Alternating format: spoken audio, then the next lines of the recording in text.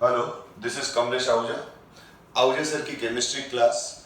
आज हम 12th के पार्ट 1 का सरफेस केमिस्ट्री चैप्टर डिस्कस करेंगे। सरफेस केमिस्ट्री चैप्टर के अंदर 3 टॉपिक हैं, एडजॉर्प्शन, कोलाइडल स्टेट और तीसरा है कैटलिस्ट। तो सबसे पहले हम सरफेस केमिस्ट्री का जो फर्स्ट पार्ट है एडजॉर्प्शन, उसको हम डिस्कस कर रहे हैं। चैप्टर का नाम सरफेस केमिस्ट्री है, पर उसके अंदर एडिशनल पॉइंट कैटलिस्ट और कोलाइडल स्टेट भी डिस्कस किए हुए हैं, क्योंकि इनमें भी सरफेस केमिस्ट्री की एप्लीकेशंस हैं। तो सबसे पहले हम एडजॉर्प्शन फिनोमेना क्या है उसको समझते हैं। बेसिकली एडजॉर्प्शन फिजियो एडजॉर्प्शन होता है और कीमो एडजॉर्प्शन होता है। ये ध्यान रखना, ये AD है, ठीक है ना। तो ADSORPTION एडजॉर्प्शन है, नॉट एब्जॉर्प्शन। कुछ बच्चे जो बिगनर होते हैं वो इसको एब्जॉर्प्शन से कंफ्यूज करते हैं। तो एब्जॉर्प्शन आपको फर्स्ट में क्लियर कर देता हूं।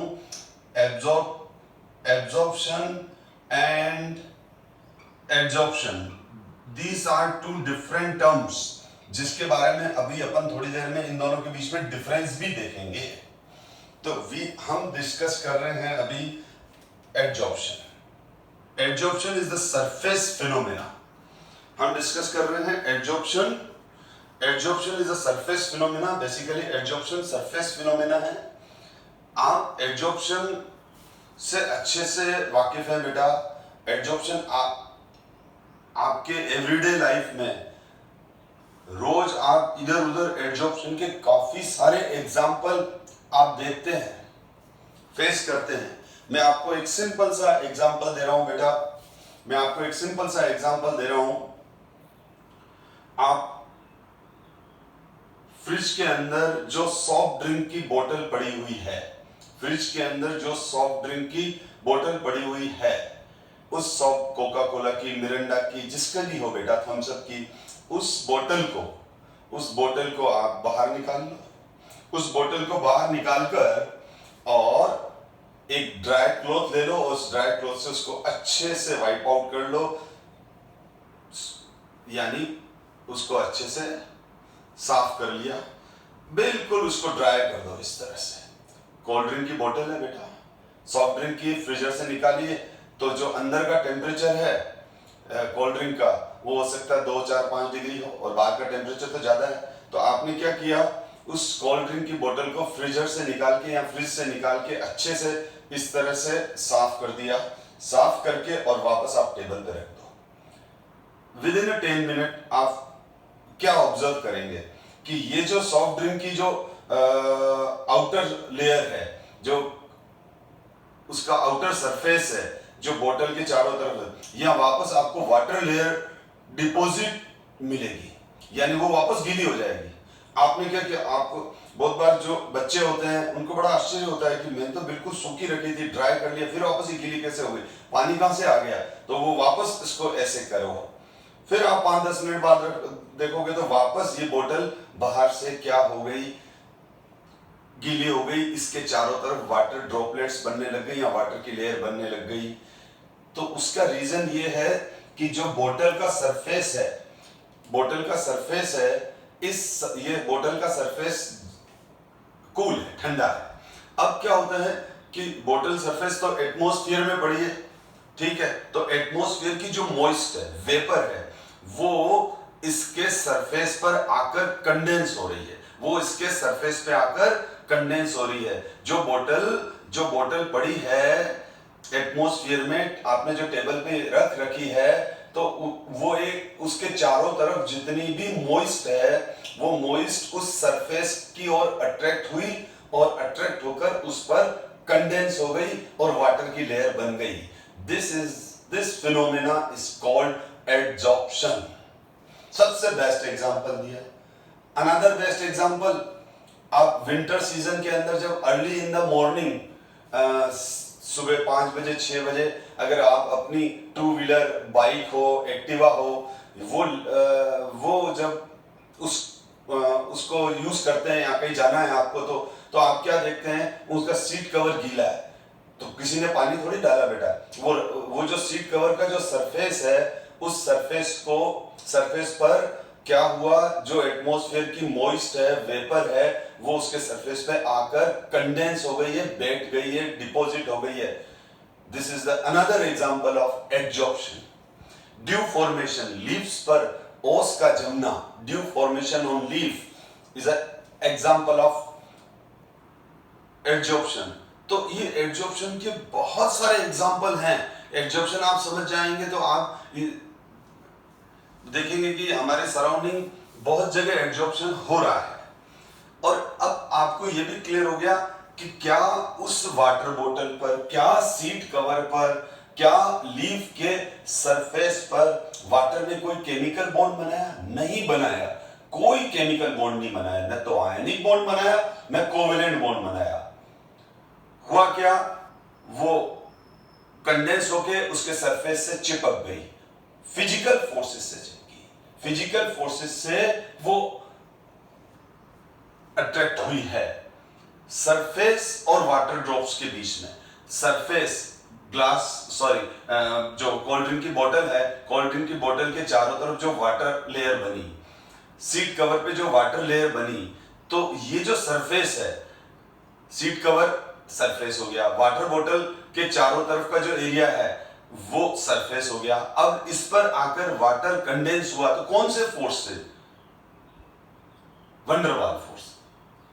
क्योंकि वाटर मॉलिक्यूल में तो इंटरमॉलिक्यूलर हाइड्रोजन बॉन्डिंग होती है, पर वाटर मॉलिक्यूल जब सीट कवर से चिपका, वाटर मॉलिक्यूल जब ग्लास उस बोतल के आउटर सरफेस से चिपका, तो जो ये फोर्स लगा, this force is called van der Waals forces. तो उस वंडरवाल फोर्सेस से वो बाइंड हुआ है, वो वंडरवाल फोर्सेस से बाइंड हुआ है बेटा। कौन से फोर्सेस से बाइंड हुआ है? वंडरवाल फोर्सेस से। इसीलिए हम उसको फिजियो एडजॉर्प्शन कहते हैं, फिजिकल एडजॉर्प्शन कहते हैं। तो एडजॉर्प्शन होता है वो दो तरह का होता है, एक तो फिजिकल एडजॉर्प्शन होता है जिसको फिजियो एडजॉर्प्शन भी कहते हैं और वंडरवाल एडजॉर्प्शन भी कहते हैं। मैंने क्या कहा? फिजिकल एडजॉर्प्शन भी कहते हैं, फिजियो एडजॉर्प्शन भी कहते हैं और वंडरवाल एडजॉर्प्शन भी कहते हैं। और दूसरा होता है कीमो एडजॉर्प्शन। कीमो एडजॉर्प्शन को हम लेगम्यूर एडजॉर्प्शन भी कहते हैं, साइंटिस्ट के नेम पर बेस्ड है। कीमो एडजॉर्प्शन को लेगम्यूर एडजॉर्प्शन भी कहते हैं। हम इन दोनों को अभी डिटेल में पढ़ने वाले हैं। फिजिकल एडजॉर्प्शन पहले डिस्कस करते हैं, फिर कीमो एडजॉर्प्शन डिस्कस करते हैं। कीमो एडजॉर्प्शन क्या होता है? कीमो एडजॉर्प्शन में जो अगर वाटर सरफेस पे कंडेंस हुआ है तो वो वाटर वेपर उस सरफेस के साथ केमिकल रिएक्शन करेगा और एक नए बॉन्ड बना देगा, नए प्रोडक्ट बना देगा, ठीक है? तो उसको बोलेंगे कीमो एडजॉर्प्शन, जो हम अभी डिस्कस करेंगे डिटेल में। जैसे rusting of iron is example, corrosion is the example of corrosion of metal is the example of chemo adsorption. लेकिन पहले हम फिजिकल एडजॉर्प्शन डिटेल में डिस्कस करते हैं, फिर इसको डिटेल में डिस्कस करते हैं। मैंने कहा absorption term is entirely different. Absorption क्या है वो भी डिस्कस करेंगे इस चैप्टर में। यस, तो अब आप देख लो, जो मैंने अभी आपको एक्सप्लेन किया उसमें ये क्लियर हो गया कि ये कोई सॉलिड सरफेस है। ये जो सॉलिड है, ये एक सॉलिड है बेटा, और इस सॉलिड सरफेस पर, अब ये सॉलिड सरफेस मैंने कहा बोतल का सरफेस हो गया, सीट कवर हो गया, लीफ का सरफेस हो गया, मेटल का सरफेस हो गया, हमारा ये बोर्ड का सरफेस हो गया, कुछ भी हो सकता है।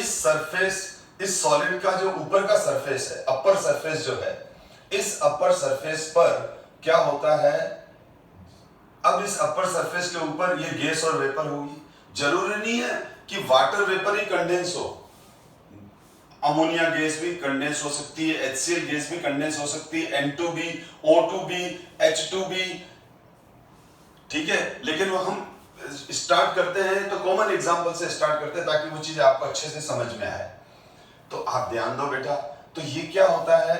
इसके सरफेस पर ये गैस और वेपर आकर कंडेंस होने लगती है, आकर बैठने लगती है।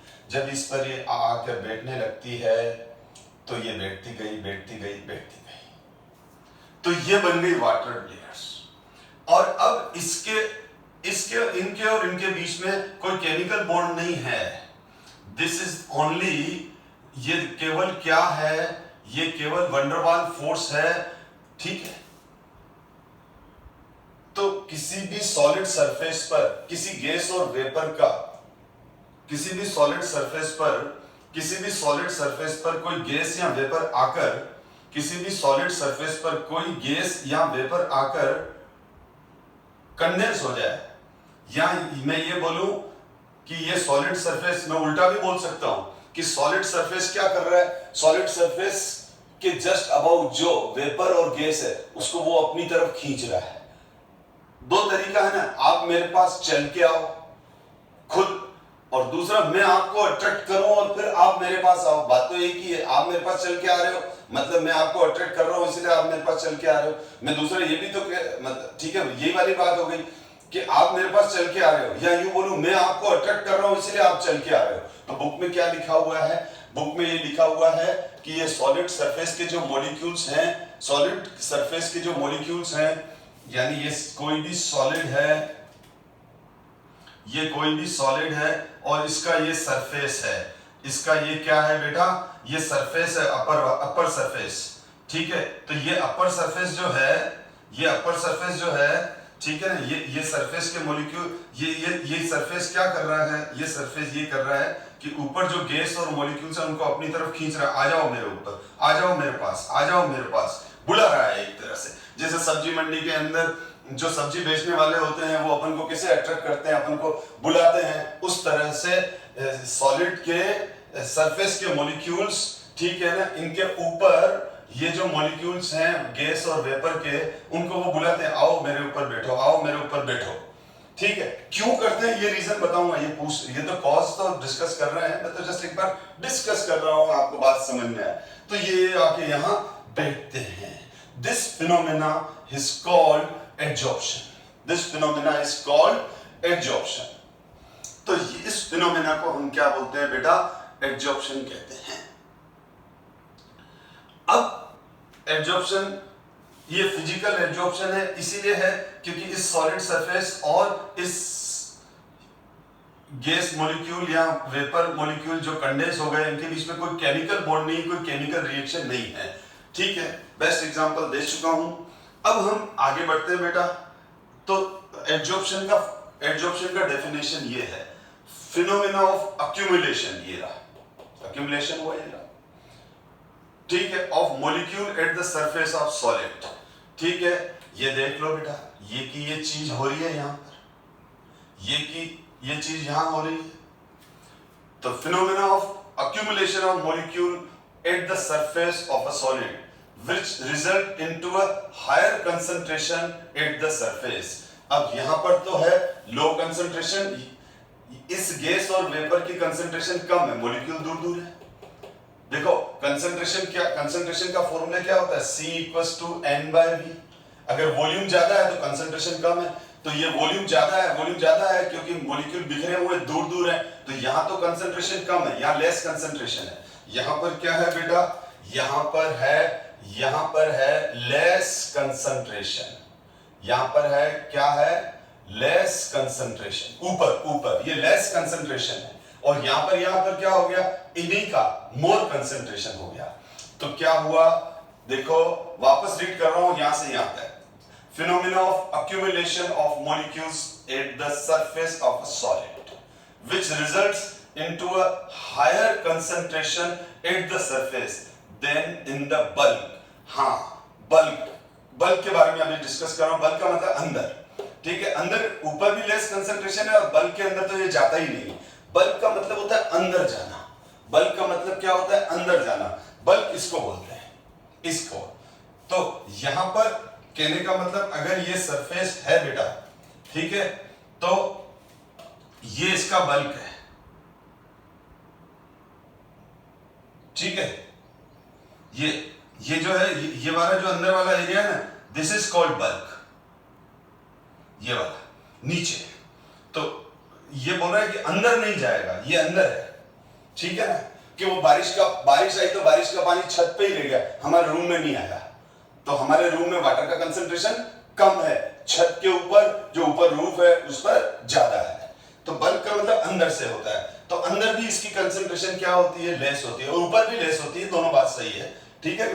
तो क्या हो गया बेटा, यहां पर ये इस फिनोमेना को हम एड्जॉर्प्शन कहते हैं, क्योंकि आपको एक बार एड्जॉर्प्शन समझ में आएगा तभी तो हम, जब तक आपको बेसिक कंसेप्ट क्लियर नहीं है तब तक हम कैसे डिटेल पढ़ेंगे, बेसिक कंसेप्ट एंड टर्मिनोलॉजी। अब ये है ना, इस गैस और वेपर को हम एब्जॉर्बेंट बोलते हैं। इस गैस को हम क्या बोलते हैं, इस गैस और वेपर को हम क्या बोलते हैं बेटा, adsorbent. It is called adsorbent. This is adsorbent, adsorbent, B-A-T, bat. कौन, जो बैठ रहा है वो बैट, जो बैठ रहा है याद करने के लिए वो बैट। तो हम इस चैप्टर के अंदर जो गैस और वेपर यहां आकर कंडेंस होगी उसको बोलेंगे एड्जॉर्बेंट, उसको क्या बोलेंगे, एड्जॉर्बेंट। और जो सॉलिड है, ठीक है ना, जो सॉलिड है जिस पे आकर बैठ रहे हैं उसको बोलेंगे बेंट। क्या बोलेंगे, बेंट, एड्जॉर्बेंट। क्या बोलेंगे, adsorbent. This is absorbent, this is absorbent. ये एब्जॉर्बेंट है, ये एब्जॉर्बेंट है, यानी ये जो है, जो सॉलिड है जिस पे आके, यानी स्टूडेंट। और एक बढ़िया एग्जांपल याद आ गया, देखो बेटा, कि क्लास के अंदर, मेरी क्लास, आहूजा सर की क्लास स्टार्ट हुई, ऑफलाइन क्लास की बात कर रहा हूं, तो हुआ क्या, आहूजा सर की क्लास स्टार्ट हुई तो सबसे पहले क्या होंगे, स्टूडेंट क्लास में आएंगे और अपनी अपनी चेयर पे बैठ जाएंगे। ये हुआ एड्जॉर्प्शन। स्टूडेंट हो गए एड्जॉर्बेंट। बैठने वाले कौन हो गए, एड्जॉर्बेंट। बैठने वाले बैठ, ठीक है। तो एड्जॉर्बेंट हो गया स्टूडेंट, और जो चेयर्स जो हैं वो हो गई एब्जॉर्बेंट। जो चेयर्स है सॉलिड है, एब्जॉर्बेंट तो फिक्स है, एब्जॉर्बेंट बदलते रहेंगे। क्लास चालू हो गई, कुछ बच्चों को मजा नहीं आ रहा, उठ के चले गए, जिनको मजा आ रहा है वो बैठे हुए हैं, और आना जाना चल रहा है। आप इसको यूं भी समझ सकते हो कि कहीं कवि सम्मेलन हो रहा है, कहीं कोई स्पीच हो रही है, ठीक है, तो वहां पर बड़ा सा हॉल होता है, उसमें बहुत सारी 1000-2000 सिटिंग चेयर्स होती है। अब उसमें क्या होता है, बहुत सारे लोग आ रहे हैं, आके बैठ रहे हैं, और बहुत सारे लोग जा रहे हैं, आना जाना चलता रहता है, ठीक है। कुछ लोग आए जल्दी, फिर बीच में उठ के चले गए, और फिर कुछ लेट आए, तो जो चले गए उनकी सीट पे बैठ जाएंगे। तो इस तरह से ये चलता है, यानी ये रिवर्सिबल प्रोसेस है, यानी जो बैठा हुआ है वो थोड़ी देर में वापस उड़ के भी जाने लगता है, क्योंकि ये वीक फोर्स से बाइंड है, इनके बीच में स्ट्रॉन्ग फोर्स नहीं है। यानी तो जो गैस और वेपर सरफेस पे आके बैठ रही है, जो गैस और वेपर सरफेस पे आकर बैठ रही है, तो हम इस फिनोमेना को बोलेंगे एड्जॉर्प्शन। बैठे हुए उठ के जा रहे हैं, ठीक है, मेरी क्लास से बच्चे उठ के जा रहे हैं, तो मैं बोलूंगा डिसॉर्प्शन है, ठीक है। तो ये डिसॉर्प्शन हुआ। तो द फिनोमेना, देखो, the substance absorbed is called absorbent. समझ में आ गया एब्जॉर्बेंट की definition. The substance on which absorption takes place is called absorbent. Substance जिसके ऊपर एब्जॉर्प्शन होता है, ये सब्सटेंस है, सब्सटेंस जिसके ऊपर एब्जॉर्प्शन होता है उसको हम क्या बोलते हैं, एब्जॉर्बेंट। जो आके बैठता है, जो एब्जॉर्ब्ड होता है, उसको क्या बोलेंगे, एब्जॉर्बेंट। अब बैठा हुआ उठ के जा रहा है, desorption. The phenomena of removing वापस रीड कर रहा हूं, the phenomena of removing absorbent, ये एब्जॉर्बेंट है, जो बैठा हुआ है वो उठ के जा रहा है, उसको क्या बोलेंगे, डिसॉर्प्शन। तो ये रिवर्सिबल प्रोसेस से चलता रहता है। तो आप बोलोगे सर बैठा हुआ उठ के क्यों जा रहा है, वो इसलिए जा रहा है कि सॉलिड और इस वेपर जो मॉलिक्यूल कंडेंस हुए इनके बीच में स्ट्रॉन्ग फोर्स नहीं है, वीक वंडरवाल फोर्स है, कोई केमिकल बॉन्ड नहीं है, नंबर 1। लेकिन हम एग्जाम में ये बोलेंगे कि ये उठ के इसीलिए जाते हैं क्योंकि एब्जॉर्बेंट और एब्जॉर्बेंट के बीच में वीक वंडरवाल फोर्स है, वन लाइन आंसर, ज्यादा कुछ नहीं बोलेंगे। एक और टर्म आती है ऑक्यूलेशन। ऑक्यूलेशन क्या होता है? द एब्जॉर्प्शन ऑफ गैस और the surface of matter is called occlusion. For example H2 absorb on nickel, इसके अलावा प्लेटिनम पर भी होता है सरफेस, निकल सरफेस पर भी होता है, प्लेटिनम सरफेस पे भी होता है, प्लेटिनम का भी एब्जॉर्प्शन, प्लेटिनम पर भी बहुत अच्छा एब्जॉर्प्शन होता है। तो ध्यान दो, ये अलग से टर्म दे दी है कि अगर ये मेटल सरफेस है, ठीक है, और इसके ऊपर कोई गैस आकर बैठ रही है, तो मेटल सरफेस पर अगर कोई गैस आकर बैठेगी तो हम उसको ऑक्यूलेशन बोलेंगे, ठीक है। H2 गैस निकल और प्लेटिनम सरफेस पर बहुत तेजी से एब्जॉर्ब होती है, इसीलिए हाइड्रोजनेशन करते वक्त, हाइड्रोजनेशन रिएक्शन करते वक्त जो 11 में भी करी हुई है, ठीक है, तो हम निकल और प्लेटिनम पाउडर को यूज करते हैं। तो ये बेसिक क्लियर होने के बाद अब चैप्टर बहुत इजी है। अब देखो कॉज ऑफ एब्जॉर्प्शन, मैंने क्या कहा, सबसे पहले कंसेप्ट क्लियर होगा तभी तो हम उसका कॉज सबसे पहले तो हमारे को हम चीज क्या पढ़ रहे हैं वो समझ में आनी चाहिए, टर्म्स समझ में आनी चाहिए, फिर नेक्स्ट कॉज समझ में आनी चाहिए।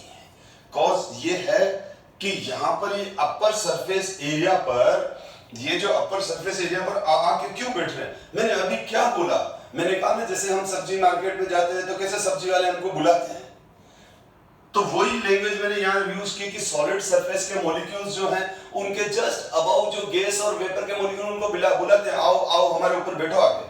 तो ऐसा क्यों, यस ऐसा क्यों, वो क्यों बुलाते हैं, ठीक है, सब्जी वाले को तो अपनी सब्जी बेचनी है इसीलिए बुलाते हैं बेटा, लेकिन इनको इनका क्या पर्सनल इंटरेस्ट है कि वो इनके ऊपर जो गैस और वेपर मॉलिक्यूल है उनको अपने ऊपर सेट होने देते हैं, बैठने देते हैं।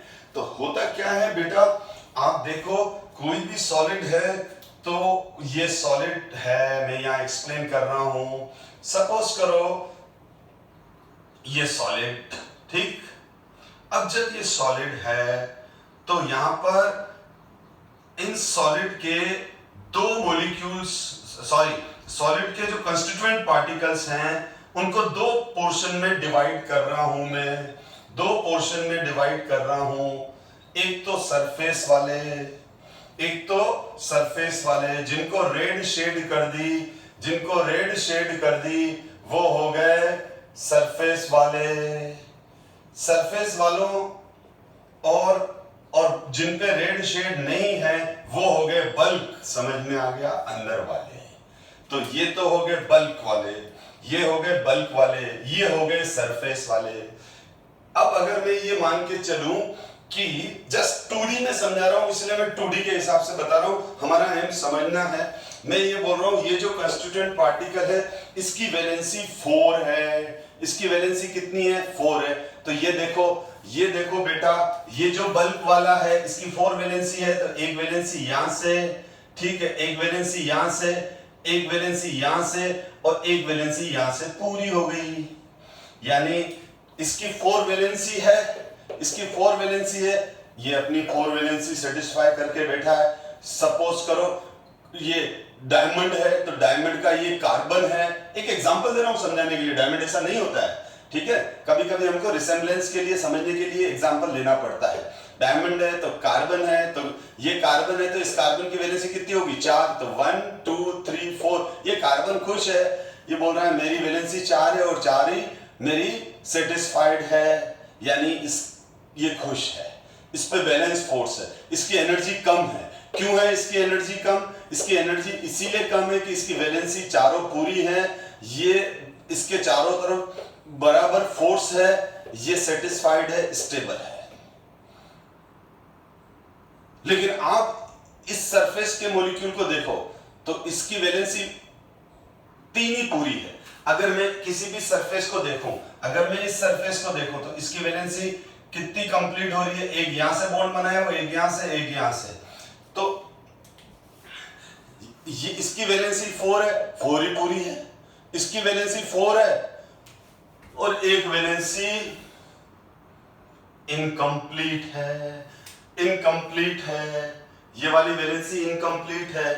ये क्या चाहता है? ये चाहता है मेरी भी ये हमेशा इसको देख के दुखी होता है कि यार तू तो बढ़िया है, तेरी चारों वैलेंसी कंप्लीट है, तू स्टेबल है, तू खुश है, मेरे में तो कमी रह गई है, एक मेरी वैलेंसी तो एक कम है। ठीक है, हमेशा इस चाह में बैठा रहता है, इस उम्मीद में बैठा रहता है कि मेरी भी एक वैलेंसी कंप्लीट हो जाए ताकि मैं भी इसके जैसा हो जाऊं। तो इनके ऊपर फोर्स बैलेंस्ड नहीं है, इनके ऊपर फोर्स, इसके ऊपर देखो चारों तरफ से फोर्स बैलेंस है, ये खुश है। इसके ऊपर ये जो सरफेस के मॉलिक्यूल्स हैं, इनके ऊपर फोर्स बैलेंस नहीं है, इनकी वैलेंसी कंप्लीट नहीं है। तो ये जो रेड वाले स्फीयर्स हैं, ये हमेशा ये चाहेंगे कि हमारी चौथी वैलेंसी भी पूरी हो जाए और हम स्टेबिलिटी को प्राप्त करें, स्टेबिलिटी गेन करें। इस चक्कर में इनके ऊपर जो भी होता है उनको बुला बुला के अपने ऊपर सेट करते हैं कि कोई तो होगा जिससे हमारी वैलेंसी सेट होगी। पर देखो बेटा, वैलेंसी तभी सेट होती है जब उससे वो केमिकल रिएक्शन हो। ठीक है, अब सीट कवर हो गया, ग्लास की बोतल का सरफेस हो गया, वो तो वाटर से केमिकल रिएक्शन करेगा नहीं। ठीक है, सॉलिड ने बुला लिया, वो आके बैठ गया, बैठने वाले ने देखा यार अपनी तो बॉन्डिंग इससे स्ट्रॉन्ग हो ही नहीं रही है, चलो उठ के चले जाओ। ठीक है, सुबह 9 बजे जो उठते हैं उनको कभी भी सीट कवर गीला नहीं दिखता है, क्योंकि वो सुबह पूरी नाइट के अंदर तो विंटर की वजह से वो कंडेंस हो गए थे, लेकिन जैसे ही सूर्य उदय हुआ, सनराइज हुआ, हीट आई, ठीक है, थोड़ी सी भी हीट मिली, थोड़ा सा भी मौका मिला, उड़ के चले गए। तो इसीलिए एडजॉर्प्शन डिसॉर्प्शन साइमल्टेनियसली प्रोसेस है। और ये जो सरफेस वाले मॉलिक्यूल्स हैं, ये सरफेस वाले मॉलिक्यूल्स अपनी इनकम्प्लीट वैलेंसी को पूरा करने के लिए या अपने अनबैलेंस फोर्स को मेंटेन करने के लिए, बैलेंस करने के लिए हमेशा इनके ऊपर जो गैस और वेपर होती है बुलाते रहते हैं और कोशिश करते हैं कि वो भी अपनी वैलेंसी पूरी करके इसके जैसे खुश हो जाएं।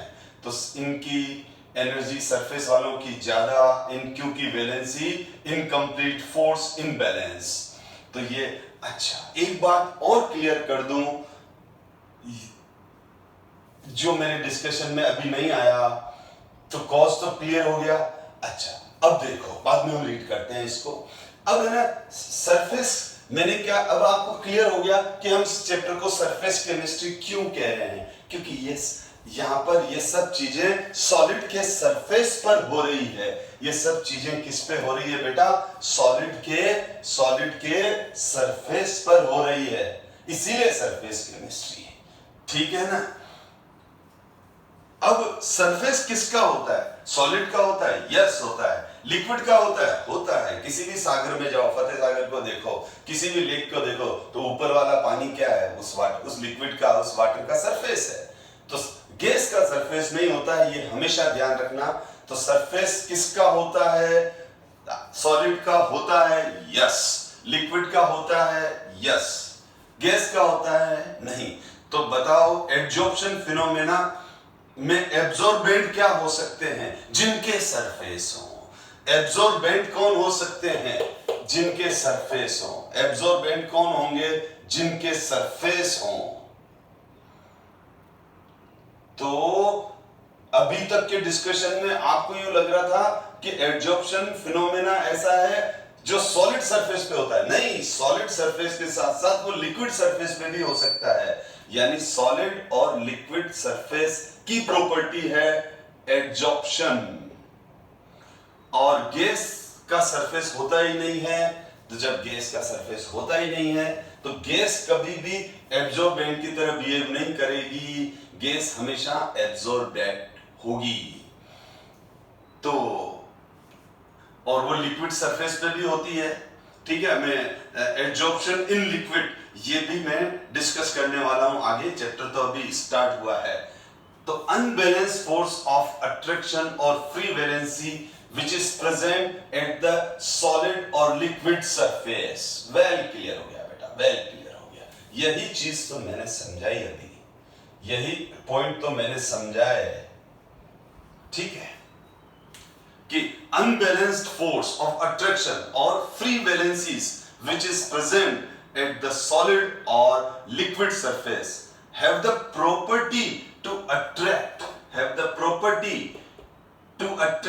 and retain the molecules of a gas on their surface with which they come in contact. जो कांटेक्ट में आएगा वही तो बैठेगा,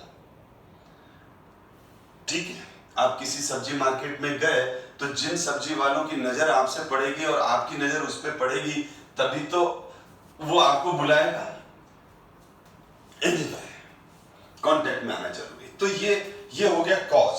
तो ये भी क्वेश्चन आता है, व्हाट इज कॉज? तो ये 1 मार्क्स का क्वेश्चन है, इतना सा लिखना है। हम आगे बढ़े। अब कुछ अलग टर्म्स भी है। सॉर्प्शन क्या होता है? देखो बच्चों, जो सॉर्प्शन होता है इन सम केसेस, कुछ के चलो पहले पढ़ूंगा तो समझ में नहीं आएगा, पहले एक्सप्लेन करते हैं फिर रीड करते हैं इस लैंग्वेज को।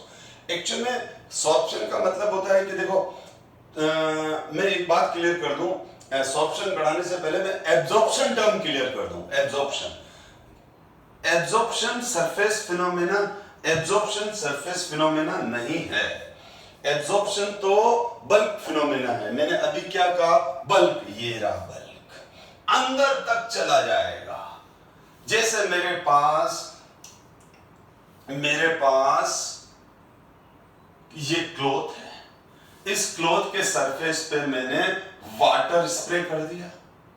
इस क्लॉथ के सरफेस पर मैंने ये लिया और मेरे हाथ में पानी है और मैंने इसके ऊपर वाटर स्प्रे कर दिया। तो वाटर इसके सरफेस पर एब्जॉर्ब नहीं हो रहा है, एब्जॉर्ब हो रहा है। आप बोलोगे सर कैसे मालूम पड़ा? तो पीछे से हाथ लगा के देखो, गीला लगेगा। अगर कोई वेपर और कोई गैस, जैसे वाटर की वेपर, अगर इसके सरफेस पर एब्जॉर्ब होती, अगर वाटर की वेपर, जो मैंने यहां से वाटर इस तरह से स्प्रे किया, तो वाटर को स्प्रे किया तो वो इस सरफेस पे तो चिपक जाता, यहां से तो गीला गीला लगता, लेकिन यहां से बिल्कुल सूखा ही होता। तो मैं बोलता इस सरफेस पर वाटर का एब्जॉर्प्शन हुआ है, एडी हुआ है, एब्जॉर्प्शन हुआ है। पर जब मैंने वाटर स्प्रे किया, गीला लग रहा है, ठीक। पीछे हाथ लगाया तो पीछे से गीला लग रहा है, इसका मतलब अंदर घुस गया, बल्क में घुस गया ना, तभी तो बल्क में घुसा, तभी तो उस पार आया। टनल में यहां से घुसा और उस तरफ निकल गया, यानी अंदर तक चला गया, बल्क के अंदर चला गया। तो मैं बोलूंगा एब्जॉर्प्शन हुआ। तो मैं जब इस क्लॉथ पर वाटर स्प्रे करूंगा, तो एब्जॉर्प्शन हुआ, क्योंकि जो स्प्रे हुई वाटर वेपर्स, वो वाटर वेपर्स क्या हो गई बच्चों? अंदर घुस गई। और जैसे कि कोई गाड़ियां, कोई टर्नल होती है हाईवे पे और व्हीकल्स एक तरफ घुसते हैं तो अंदर चली गई, बल्क में चली गई, और टनल के उस तरफ भी निकल जाएगी अगर चलती जाएगी या पीछे से पीछे आते जाएंगे। तो कोई गाड़ी आई और सीधा पहाड़ से टकरा गई और वहीं जाके फंस गई, तो ये एब्जॉर्प्शन हो गया। वो पहाड़ के अंदर टकरा के उस हिल के अंदर से उस तरफ थोड़ी जाएगी, वो अंदर थोड़ी घुस जाएगी, सरफेस पे ही रहेगी। तो जिन चीजें सरफेस पे ही रह जाती है उसको एब्जॉर्प्शन, जो सरफेस के अंदर बल्क में घुस जाती है उसको एब्जॉर्प्शन। जैसे ये प्लास्टिक है, मैंने इस प्लास्टिक पर क्या किया? वाटर स्प्रे किया, हाथ लगा रहा हूं, गीला हो गया, ये हो ठीक, ओके। फिर मैंने पीछे हाथ लगाया, नहीं है वाटर वेपर, इसका मतलब वो जो वाटर वेपर है वो सरफेस पर ही है, उस तरफ गई नहीं है। तो इस सरफेस पर तो वाटर का क्या होगा?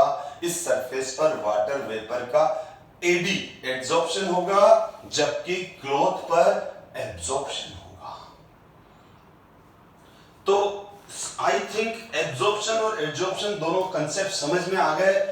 एड्जॉर्प्शन सरफेस फिनोमेना है, सरफेस पे रहने वाला है, एब्जॉर्प्शन अंदर चला जाएगा। एब्जॉर्प्शन तो जा रहा है, जो वही बढ़िया एग्जांपल दिया, हाईवे पे टनल बनी है, गाड़ियां जा रही है, सारी सीधी जा रही है, इरिवर्सिबल है एब्जॉर्प्शन। जबकि एड्जॉर्प्शन ये वाला रिवर्सिबल है, बैठा हुआ है, उठ के जा रहा है। मैं फिजिकल एब्जॉर्प्शन की बात कर रहा हूं। पर कहीं कहीं कुछ लिमिटेड चीजें ऐसी है, कहीं कहीं कुछ लिमिटेड एग्जाम्पल हमको ऐसे मिले जहां दोनों एक साथ हो रहे हैं कि है ना, सरफेस पे भी बहुत जने आके बैठ गए, अंदर ही नहीं जा रहे, और कुछ अंदर भी चले गए। यानी कुछ ऐसे एग्जाम्पल भी मिले जहां ये आने वाले हैं तो कुछ तो बस ऊपर ही डट के बैठे, हम तो अंदर जाएंगे ही नहीं, और कुछ अंदर चले जाते हैं। तो हम बोलते हैं उस सॉलिड सरफेस पर, उस सॉलिड में दोनों प्रोसेस साथ साथ चल रहे हैं। एड्जॉर्प्शन भी हो रहा है और एब्जॉर्प्शन भी हो रहा है। जब एड्जॉर्प्शन और एब्जॉर्प्शन दोनों साथ साथ होते हो, तब हम उस टर्म को सॉर्प्शन कहते हैं। तब हम उस टर्म को बेटा सॉर्प्शन कहते हैं। In some cases both absorption and adsorption occurs together and are not distinguishable. In such cases, the substance get uniformly distributed into the bulk. अंदर चारों तरफ बिखर जाएगा, चारों तरफ समान रूप से एक जैसा हो जाएगा। जैसे पानी कॉटन के अंदर चला गया, कपड़े के अंदर गया, चारों तरफ। यूं थोड़ी होता है आप कपड़े को पानी में डाल के निकाला तो कहीं कहीं से सूखा हुआ है, कहीं कहीं से गीला है, नहीं, वो यूनिफॉर्मली गीला हो जाता है, यानी यूनिफॉर्मली उसमें वाटर डिस्ट्रीब्यूट हो जाता है। ये है एब्जॉर्प्शन। और लेकिन ये वापस सुनना, in some cases both absorption and adsorption occurs together and are not distinguishable. In such cases, the substance get uniformly distributed into the bulk of the solid, but at the same time, its concentration is higher at the surface than in the bulk. ठीक है, bulk पे कुछ ज्यादा बैठ गए। Such a phenomena is called sorption. Dyeing of cotton, dyes get absorbed as well as absorbed in the cotton surface. यानी cotton के surface पे डाई का कंसंट्रेशन तो ज्यादा होता है, लेकिन कुछ डाई का पोर्शन कॉटन के अंदर भी चला गया। तो हम इसको सीधी बात, कंफ्यूजन करने की कोई जरूरत नहीं। जब दोनों होते हैं, दोनों प्रोसेस साथ साथ होते हैं, तो सॉर्प्शन। कॉटन पर जब डाइंग करते हैं तो ये दोनों प्रोसेस साथ साथ हो जाते हैं। आप किसी भी कॉटन की डाइंग करोगे तो उसका सरफेस ज्यादा डार्क नजर आएगा और अंदर डार्कनेस कम होगी। इसका मतलब सरफेस पर ज्यादा मॉलिक्यूल बैठ गए हैं। इसको बोलेंगे अपन सॉर्प्शन। तो आई थिंक सॉर्प्शन ये टर्म्स है बेटा। यस, अब दूसरी डिस्कशन करें कि एड्जॉर्प्शन। अब क्या हुआ, सीधी बात, इसका डेल्टा एच और डेल्टा एच के बारे में। तो adsorption is an exothermic process. बिल्कुल सही है बेटा। क्योंकि जब ये मॉलिक्यूल आपस कंडेंस होके बैठे तो फोर्स लगे तो फोर्स से एनर्जी रिलीज होती है। 11th से मैं बच्चों को पढ़ाता आ रहा हूं कि एनर्जी बहुत भयंकर important formula, energy directly proportional to repulsion force, inversely proportional to attraction force. जितना ज्यादा अट्रैक्शन फोर्स होगा, एनर्जी उतनी कम हो जाएगी। समझो बच्चों, जितना ज्यादा अट्रैक्शन होगा, अट्रैक्शन फोर्स बढ़ता जा रहा है, एनर्जी डिक्रीज होती जा रही है। ये दो पार्टिकल है, ये Na+ है, ये Cl- है। थोड़ा आउट ट्रैक जा रहा हूं क्योंकि ये कंसेप्ट समझाने के लिए थोड़ा दूसरा कंसेप्ट डिस्कस करना जरूरी है जो इससे रिलेटेड है। ये Na+ है, ये Cl- है। ये Na+ है और ये Cl- है। जब ये Na+ और Cl- पास पास में आ रहे हैं तो कौन सा फोर्स लगा रहे हैं? अट्रैक्शन। तो जब ये Na+ Cl- पास पास में आ रहे हैं और NaCl नमक का, सॉल्ट का क्रिस्टल बन रहा है, तो बहुत सारे Na+ और बहुत सारे Cl- एक दूसरे को अट्रैक्ट करके क्रिस्टल फॉर्म करते हैं फोर्स ऑफ अट्रैक्शन की वजह से, और इसमें जो एनर्जी निकली उसको लेटेस्ट एनर्जी बोलते हैं। याद आ गया? सभी पढ़ने वाले अच्छे बच्चों को याद आ गया। 11th में बहुत बार पढ़ा है कि जब क्रिस्टल फॉर्म होता है, आयनिक क्रिस्टल बनता है, तो लेटेस्ट एनर्जी रिलीज होती है, मतलब एनर्जी रिलीज होती है। इसका मतलब अट्रैक्शन फोर्स से क्या रिलीज हो रही है? एनर्जी। तभी तो क्रिस्टल की एनर्जी कम हो गई। मैंने क्या कहा? अट्रैक्शन बढ़ा, एनर्जी कम हो गई। Na+ Cl- पास पास में आ रहे हैं, एनर्जी रिलीज हो रही है। ये यूं कर रहा हूं, मतलब एनर्जी, ये Na+ Cl- पास आया, एनर्जी रिलीज हुई, और पास आया, एनर्जी रिलीज हुई, और पास आया, एनर्जी रिलीज हुई। तो इसकी तो कम हो गई ना। इस अट्रैक्शन तो सिस्टम में है ना, अट्रैक्शन तो क्रिस्टल में है ना, तो क्रिस्टल बनते समय एनर्जी रिलीज हो गई, तो क्रिस्टल की एनर्जी कम हो गई, क्योंकि क्रिस्टल के अंदर अट्रैक्शन है। क्रिस्टल बनते समय एनर्जी कम हो गई, तो कहां हो गई? बाहर निकल गई, उसको लेटेस्ट एनर्जी बोल रहे हैं। तो क्रिस्टल बनते समय जो एनर्जी रिलीज हुई उसको क्या बोलेंगे? Latest energy. किस वजह से रिलीज हुई? अट्रैक्शन फोर्स की वजह से रिलीज हो गई। रिलीज हो गई मतलब कम हो गई। टंकी में से पानी रिलीज हो गया तो पानी कम नहीं हो गया क्या टंकी में? वही वाली बात बोल रहा हूं। तो इसी तरह से ये भी तो अट्रैक्शन नहीं हो रहा है यहां पर। जहां पर भी कोई भी फिनोमेना अट्रैक्शन के थ्रू कंप्लीट हो रहा है तो एनर्जी रिलीज होगी। क्रिस्टल बन रहा है तो अट्रैक्शन के थ्रू बन रहा है तो एनर्जी रिलीज हो गई। इलेक्ट्रॉन हायर एनर्जी लेवल से लोअर एनर्जी में, इलेक्ट्रॉन ऊपर से नीचे गिर रहा है एटम में, एनर्जी रिलीज कर रहा है, अट्रैक्शन हो रहा है। ठीक है, जहां पर भी अट्रैक्शन हो रहा है मतलब एनर्जी रिलीज हो रही है। तो क्लियर? यहां पर भी क्या हुआ? ये गैस और वेपर मॉलिक्यूल अट्रैक्ट होके तो बैठे। जब अट्रैक्ट होके बैठे तो जो एनर्जी रिलीज हुई उसको बोलेंगे हीट ऑफ एड्जॉर्प्शन। उसको क्या बोलेंगे? हीट ऑफ एड्जॉर्प्शन, क्योंकि जिस वजह से हुई उसका नाम देंगे। तो heat of adsorption. Delta H की वैल्यू नेगेटिव हो गई मतलब ये एक्सोथर्मिक हो गया, मतलब ये एक्सोथर्मिक हो गया।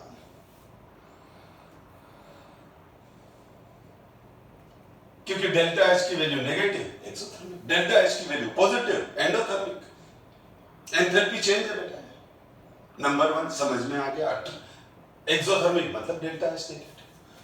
दूसरा, आप 11th में थर्मो, ये तीनों चीजें थर्मोडायनेमिक्स में पढ़ चुके हो 11th में। फिर क्या है? एंट्रोपी क्या होता है? Measurement of randomness. जो चीज जितनी ज्यादा बिखरी हुई है, जो चीज जितनी ज्यादा बिखरी हुई है उसकी रैंडमनेस उतनी ज्यादा है, उसकी रैंडमनेस उतनी ज्यादा है। पानी, वाटर के अंदर सॉल्ट डिसॉल्व किया, सॉल्ट के सारे आयंस बिखर गए, एंट्रोपी बढ़ गई।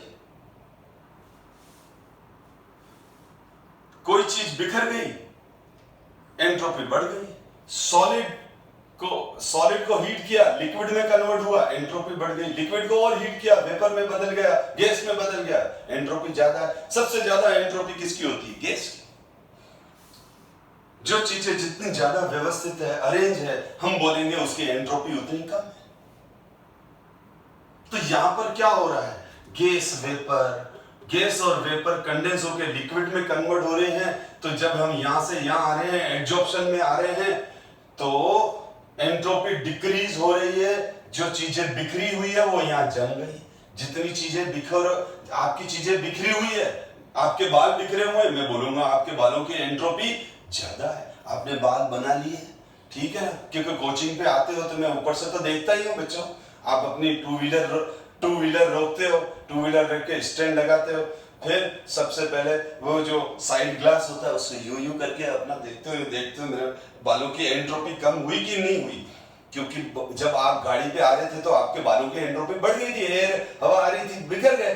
फिर आप नींद ज्यादा बिखरे होते हैं तो ठीक है, लड़के हो चाहे लड़कियां हो, डिक्की में से कंगा वंगा निकालेंगे, बाल जमाएंगे, अपने बालों की एंट्रोपी कम करेंगे और फिर क्लास में एंटर करेंगे। बेटा अच्छी बात है, ऐसे करना भी चाहिए, अच्छे लगते हैं अपन।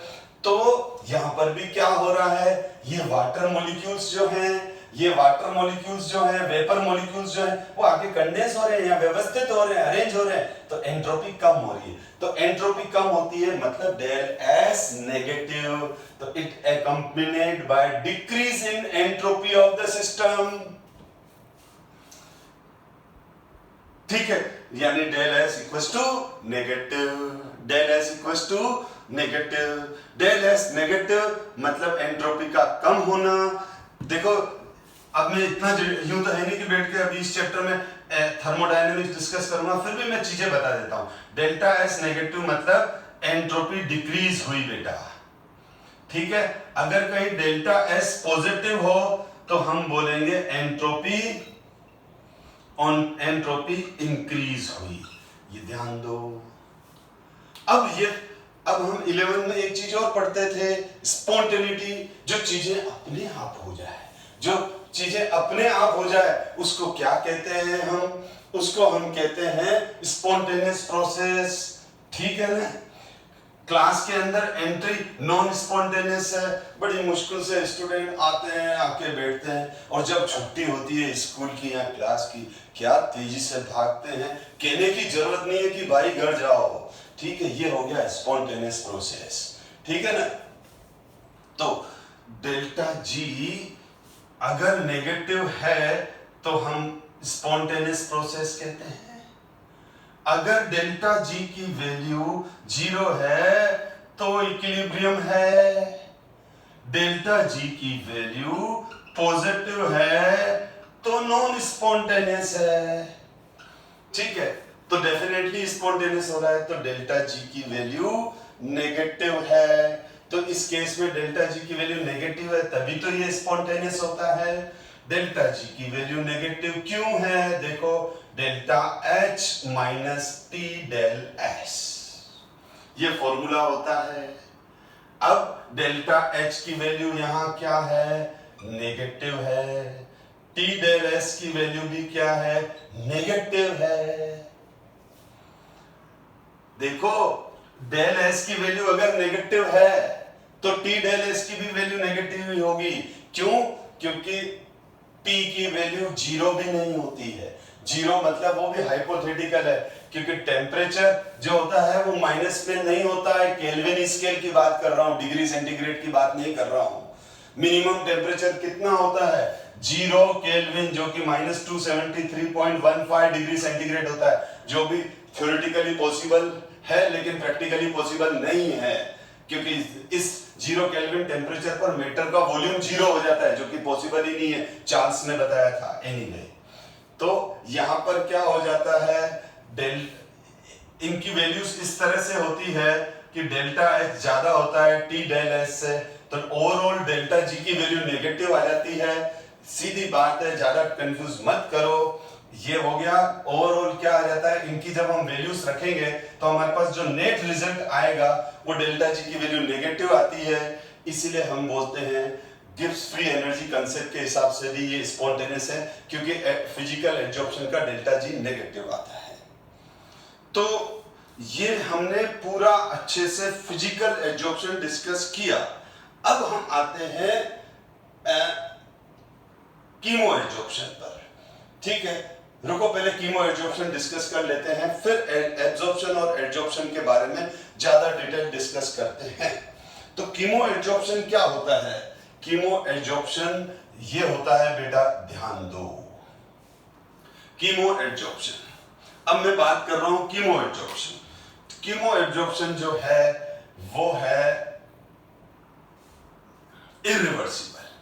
अब यहां पर जो आ गया, आके बैठ गया, वही वाली बात, आकर बैठ गया, लेकिन जैसे ही ये एब्जॉर्बेंट पर बैठेगा, एब्जॉर्बेट बैठने वाला कहां पर बैठेगा, कहां पर बैठेगा बेटा, एब्जॉर्बेट बैठेगा एब्जॉर्बेंट पर, बैठ गया।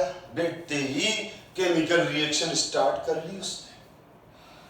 आयरन पर मोइस्ट CO2 O2 आके बैठ गए, रस्टिंग चालू हो गया। एल्यूमिनियम पर रस्टिंग चालू हो गया, यानी मेटल सरफेस पर जब मोइस्ट और एटमॉस्फेयर की different different gases CO2, O2, SO2 आकर सेट होती है, तो मेटल तो रिएक्टिव है, उनसे रिएक्शन स्टार्ट कर देता है, अपनी रिएक्शन स्टार्ट कर देता है। तो होता क्या है, सरफेस पर एक नया प्रोडक्ट बन जाता है। जैसे आयरन का जब रस्टिंग होता है, ठीक है, तो आयरन सरफेस पर आयरन एयर प्लस मोइस्ट से रिएक्शन करके किस में कन्वर्ट हो जाता है, Fe2O3.XS2O, hydrated ferric oxide, hydrated ferric oxide rust बन गई।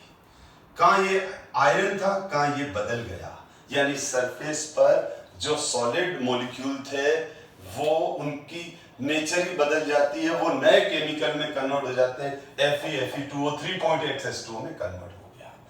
तो केमिकल एडजॉर्प्शन का मतलब ये होता है कि जो ये आ रहा है, ये जो आ रहा है बेटा, ये आके जैसे बैठा, बैठते ही जैसे ही बैठा तो इसने और इन दोनों ने एक दूसरे के साथ रिएक्शन करना स्टार्ट कर दी, कोवेलेंट बॉन्ड बनने लग गए।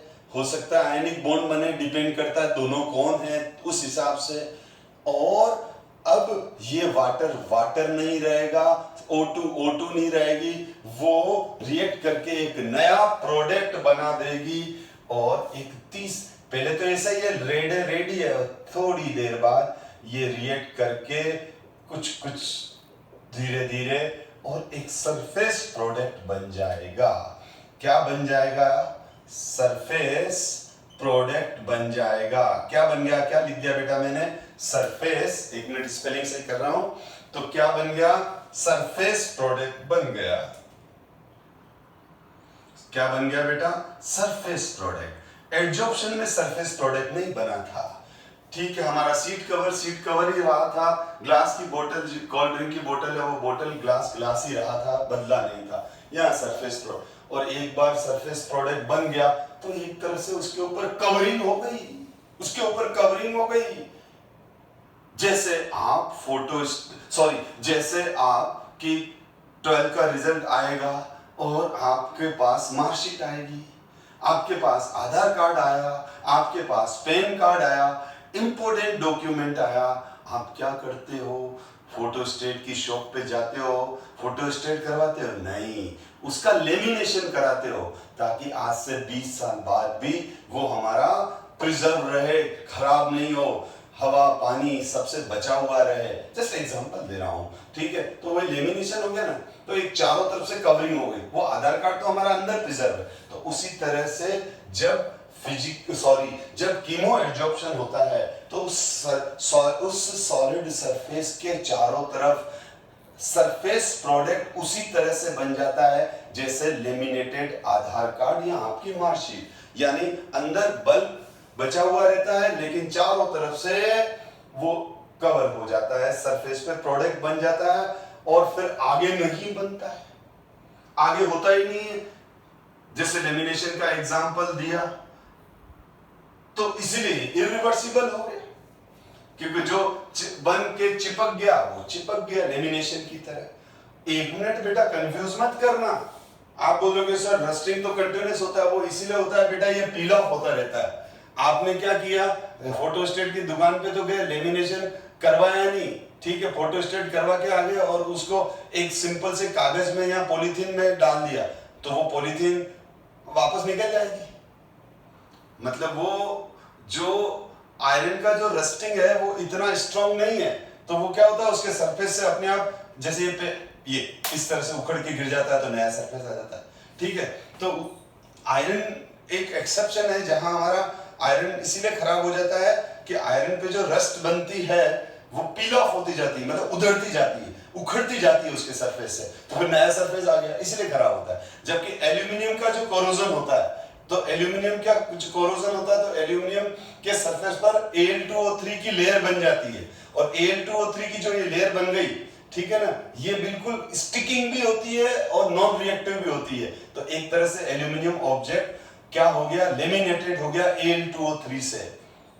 यानी ये कीमो एड्जॉर्प्शन हुआ। अगर हम इस चैप्टर की बात करें, खाली एल्यूमिनियम सरफेस पर Al2O3 की थिन लेयर बनी कीमो एड्जॉर्प्शन से, और वो बिल्कुल चिपकी, ऐसी चिपकी कि वो जिंदगी भर नहीं उतरेगी। इसीलिए आप देख लो एल्यूमिनियम के प्रोडक्ट की न तो ऑयलिंग करते हैं न पेंटिंग करते हैं, इसीलिए एल्यूमिनियम ऑब्जेक्ट, विंडोज, डोर ज्यादा लोग पसंद करते हैं, खराब नहीं होंगे। एनीवे इधर देखो, ये हो गया कीमो एड्जॉर्प्शन।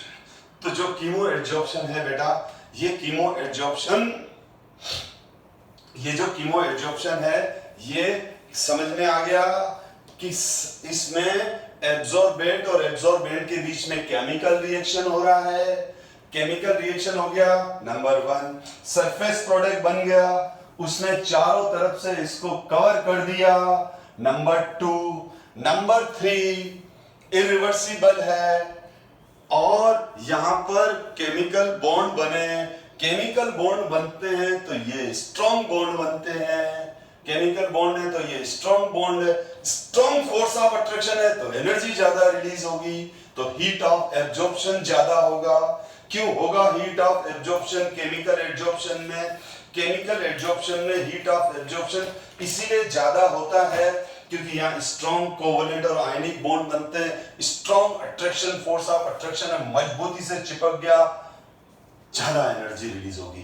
तो कीमो एड्जॉर्प्शन में हीट ऑफ हाइड्रेशन ज्यादा होती है, हीट ऑफ एड्जॉर्प्शन ज्यादा होती है, जबकि फिजिकल एड्जॉर्प्शन में वीक वंडर वाल फोर्सेस हैं, ठीक है, जुड़ गए, फूट लगा उड़ जाएंगे, इतना वीक फोर्स है, ठीक है, तो हल्की सी एनर्जी निकलती है। तो फिजिकल एड्जॉर्प्शन में heat of adsorption come release होती है। केमिकल एब्जॉर्प्शन स्पेसिफिक होता है, ये तभी होगा जब दोनों रिएक्ट करेंगे, दोनों रिएक्ट नहीं करते तो नहीं होगा। गोल्ड के सरफेस पे वाटर डाल दो तो कोई कोरोजन नहीं होगा, क्योंकि गोल्ड वाटर से रिएक्ट ही नहीं करता, ठीक है। यानी मेरे कहने का मतलब समझो बेटा, केमिकल एब्जॉर्प्शन सुनो, नंबर 1 इन दोनों के बीच में केमिकल रिएक्शन से सरफेस प्रोडक्ट बनता है, नंबर 1। इन दोनों के बीच में जो नया प्रोडक्ट बन गया तो नए बॉन्ड बन गए, आयनिक और कोवेलेंट बॉन्ड, तो बहुत सारी हीट निकलेगी, बहुत सारी हीट निकलेगी और मोर एनर्जी रिलीज होगी, मोर एनर्जी रिलीज होगी, ठीक है। इस हीट को क्या बोलेंगे? हीट ऑफ एड्जॉर्प्शन, जो कि बहुत एड्जॉर्प्शन, ठीक है, तो वो हाई होगी, इरिवर्सिबल हो गई, बता दिया है, केमिकल रिएक्शन हो गई, कहानी खत्म हो गई। अब उसके सरफेस की नया प्रोडक्ट बन गया, ठीक है, और इतना हाईली स्टिकिंग हो गया। ये स्पेसिफिक है, तभी होगा जब दोनों के बीच में रिएक्शन होगी। यहां पर एक तरह से ये केमिकल एनर्जी है, यहां पर ये केमिकल रिएक्शन ही तो है, ये एक तरह से केमिकल रिएक्शन ही तो है बेटा। ये तो केमिकल रिएक्शन है, तो हम अभी केमिकल काइनेटिक्स में भी पढ़ चुके हैं, किसी भी केमिकल रिएक्शन को स्टार्ट करने के लिए हमको एक्टिवेशन एनर्जी भी देना पड़ेगा। एक ऑप्टिमम टेम्परेचर पर तेजी से होगी, क्योंकि temperature rate of reaction directly proportional to temperature, तो यहां टेम्परेचर बढ़ाने से फास्ट होने लग जाएगा, ठीक है। केमिकल रिएक्शन है तो एक्टिवेशन एनर्जी की जरूरत है। Physical absorption weak van der Waals forces है, हीट ऑफ एब्जॉर्प्शन कम रिलीज होती है, स्पेसिफिक नहीं है स्पेसिफिक फिजिकल एब्जॉर्प्शन बेटा। कोई भी आओ बैठो, गार्डन के अंदर जो सिटिंग्स होती है, पब्लिक प्लेस के अंदर जो सिटिंग जगह बनी होती है, कोई भी आओ बैठो, किसी को मना नहीं, ठीक है ना। मेरे घर के अंदर जो चेयर लगी है, मैं हर किसी को, रास्ते वाले को थोड़ी बिठाऊंगा, ठीक है, लेकिन वहां पर जो है वो तो पब्लिक प्लेस के लिए, तो वहां कोई स्पेसिफिक नहीं है। इसका मतलब यह कोई भी आए बैठे, वो बैठा हुआ उठ के गया तो कोई भी तीसरा आगे बैठ जाए, कोई इशू नहीं है। तो physical absorption is not specific. किसी भी सॉलिड पे कोई भी गैस बैठी, जब बैठी थोड़ी देर बैठी, मजा नहीं आया, उठ के चली गई, ठीक है। तो physical absorption is not specific, ध्यान दो बेटा। फिजिकल एब्जॉर्प्शन के लिए कोई एक्टिवेशन एनर्जी नहीं चाहिए। फिजिकल एब्जॉर्प्शन टेम्परेचर के साथ कम हो जाता है, ये तो टेम्परेचर के साथ बढ़ने लग जाता है, लेकिन क्योंकि ये तो केमिकल रिएक्शन है, आप देख लो ना, कोई सिटिंग है, कोई गार्डन में चेयर है, गर्मी के दिनों में दिन के 12 बजे दिन के 2 बजे आप उस पत्थर की सीट पे बैठोगे क्या? गर्म होती है खतरनाक, कोई नहीं बैठता है, तो एडजॉर्प्शन होता ही नहीं है। ठीक है, कुछ लोग सीट पे बैठे हैं, उनकी सीटें गर्म हो गई, उठ के खड़े होकर भाग जाएंगे, मतलब डिसऑप्शन हो जाएगा। मतलब कहने का मतलब ये हुआ, मेरे कहने का टेम्परेचर जैसे ही बढ़ेगा तो बैठा हुआ उठ के जाएगा और आने वाला बैठेगा नहीं, तो टेम्परेचर बढ़ने से फिजिकल एब्जॉर्प्शन कम हो जाता है। तो ये बेसिक डिफरेंस बताया मैंने आपको। अभी तो बहुत सारा चैप्टर बाकी है बेटा, ठीक है, अभी तो अपन ने, लेकिन ये सारे बहुत सारे क्वेश्चन इसमें से आते हैं बेटा। अभी केवल मैं एक बार एनसीईआरटी का ये क्वेश्चन करवा देता हूं आपको, फिर क्लास ओवर करता हूं, क्योंकि नेक्स्ट क्लास मेरी रहेगी जिसमें मैं डिस्कस करूंगा फिजिकल एब्जॉर्प्शन और केमिकल एब्जॉर्प्शन का और ज्यादा डिटेल। नेक्स्ट क्लास में ये टॉपिक अच्छे से कंप्लीट हो जाएगा। फिजिकल एब्जॉर्प्शन और केमिकल एब्जॉर्प्शन आज हमने पढ़ा, तो देखो इसमें जो डिफरेंस है वो आप खुद भी रीड कर सकते हो। या weak van der Waals forces है, या केमिकल फोर्स है, या हीट ऑफ एब्जॉर्प्शन 20 से 40 किलो जूल के बीच में निकलती है, या हीट ऑफ एब्जॉर्प्शन 40 से 400 किलो जूल के बीच में निकलती है। ये स्पेसिफिक नहीं होता है, अभी बताया, कोई भी किस में भी बैठ जाता है। ये स्पेसिफिक होता है तभी होगा जब दो के बीच में केमिकल रिएक्शन होगा। ये रिवर्सिबल है, बैठा हुआ है, वो आराम से उठ के भी जाता है, एब्जॉर्प्शन डिसॉर्प्शन दोनों साथ में होता है। ये इरिवर्सिबल है, यहाँ multi molecular in nature. Yes, अब आपने देखा ना ड्रॉपलेट्स, आपने ओस की बूंदे देखी होगी, तो मल्टी मोलिकुलर ही तो है।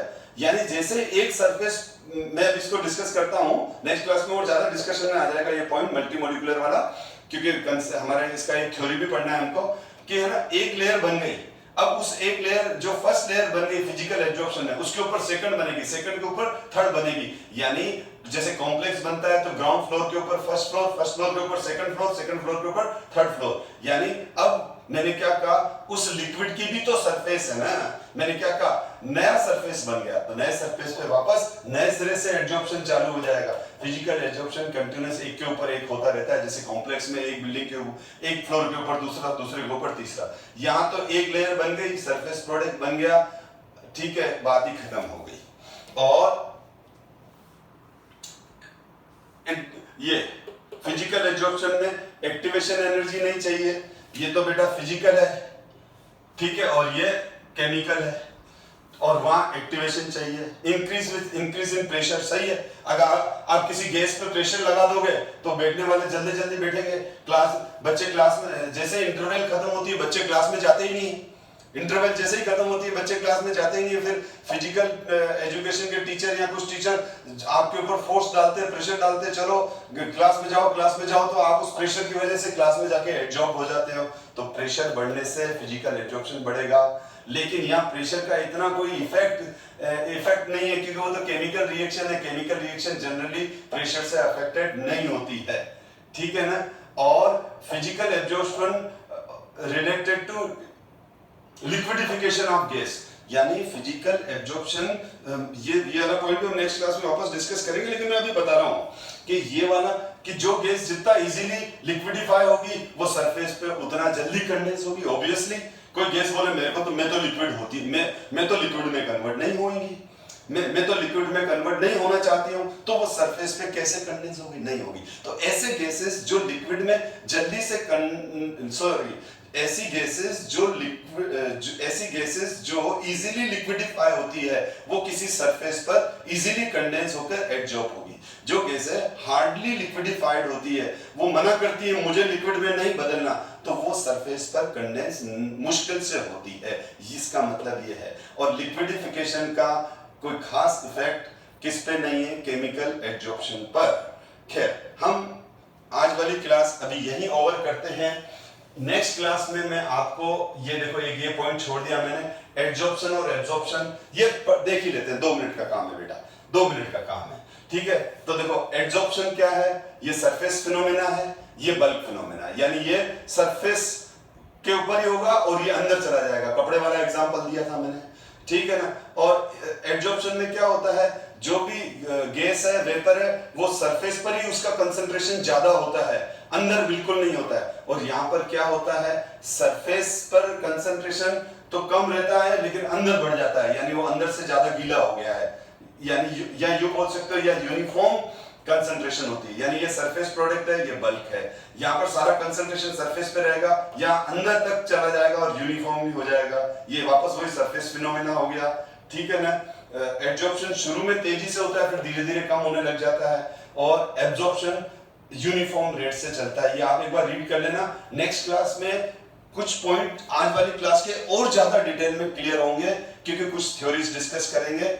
और अब मैं नेक्स्ट क्लास में फिजिकल एब्जॉर्प्शन, केमिकल एब्जॉर्प्शन पर प्रेशर और टेम्परेचर के इफेक्ट डिस्कस करूंगा, नंबर 1 बेटा। नंबर 2 इनके कुछ ग्राफ्स हैं, फ्रेंडलिच आइसोथर्म है। नेक्स्ट क्लास में ये टॉपिक अच्छे से कंप्लीट भी होगा, और आज क्लास में अगर 2-4 डाउट आए तो वो डाउट 101% नेक्स्ट क्लास में क्लियर होंगे, क्योंकि उनके डिटेल कॉन्सेप्ट्स आने वाले हैं। So thank you so much my dear students.